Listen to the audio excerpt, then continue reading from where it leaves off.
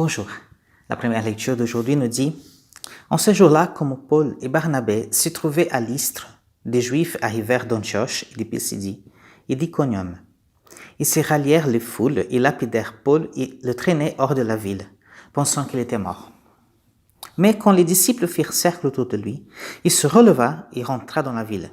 Le lendemain, avec Barnabé, il partit pour Derbé. Ils annoncèrent la bonne nouvelle à cette cité et firent bon nombre de disciples. Puis ils retournèrent à Lystre, à Iconium et à Antioche de Pisidie. Ils affermissaient le courage des disciples. Ils les exhortaient à persévérer dans la foi en disant « Il nous faut passer par bien des épreuves pour entrer dans le royaume des dieux. » Ils désignèrent des anciens pour chacune de leur église et après avoir prié et jeûné, ils confièrent au Seigneur ces hommes qui avaient mis leur foi en lui.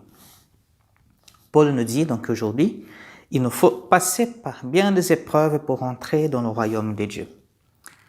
Paul vient motiver ces gens qui étaient découragés, tous les chrétiens qui étaient découragés, des Lystre, Iconium, Antioche, de Pisidie. Il passe par des endroits et en fait, il va motiver les chrétiens découragés. Et en fait, qu'est-ce que c'est la motivation? La motivation, en fait, elle a deux axes. En fait, pour qu'on soit motivé, il faut un axe de plaisir et de douleur, c'est-à-dire, si j'ai du plaisir, je vais agir. Si j'ai de la douleur, je ne vais pas agir, c'est normal. S'il y a de la souffrance, je ne veux pas agir parce que c'est normal, on ne veut pas souffrir. Et en même temps, notre axe, c'est le temps. C'est-à-dire, qu'est-ce que je vais gagner en retour? Qu'est-ce que je vais gagner dans le temps, à long terme? Vous voyez, c'est comme par exemple une personne qui dit, tiens, je vais mettre l'argent de côté pour acheter une maison dans 5 ans, par exemple.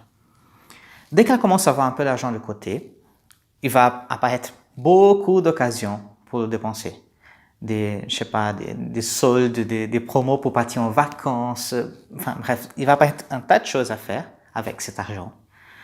Et du coup, si elle n'est pas motivée, vraiment motivée pour ce plaisir à long terme, c'est-à-dire je vais acheter ma maison dans 5 ans, si elle n'est pas motivée, elle va tout dépenser. Si elle est découragée, autrement dit, elle va dépenser.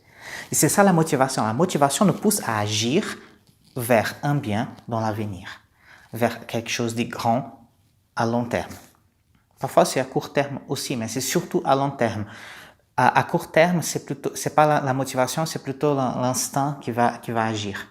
Là, c'est vraiment une motivation, c'est-à-dire une force de ma volonté de dire, ouais, je vais mettre l'argent de côté pour acheter cette maison dans 5 ans.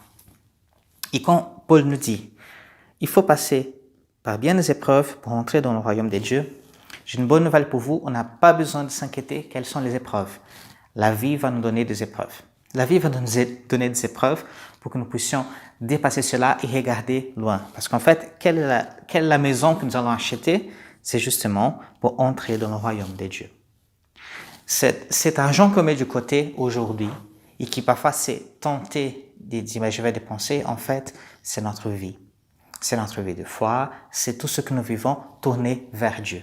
Autrement dit, nous faisons de réserve, une caisse d'épargne aujourd'hui pour cette maison de l'avenir, que c'est le royaume des dieux. En fait, ça vaut la peine de vivre pour le royaume des dieux. Ça vaut la peine peut-être c'est pas chercher la souffrance, c'est pas de tout ça, loin de ça d'ailleurs. Mais en fait, c'est vivre ce que Dieu nous donne aujourd'hui en vue du royaume du ciel.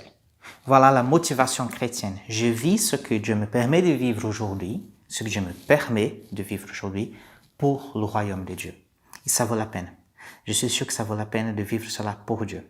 Nous pouvons contempler déjà la vie des saints, de ceux qui ont vécu sur terre et qui sont déjà au ciel. Ce sont des gens qui ont épargné sur terre pour avoir cette maison dans le ciel.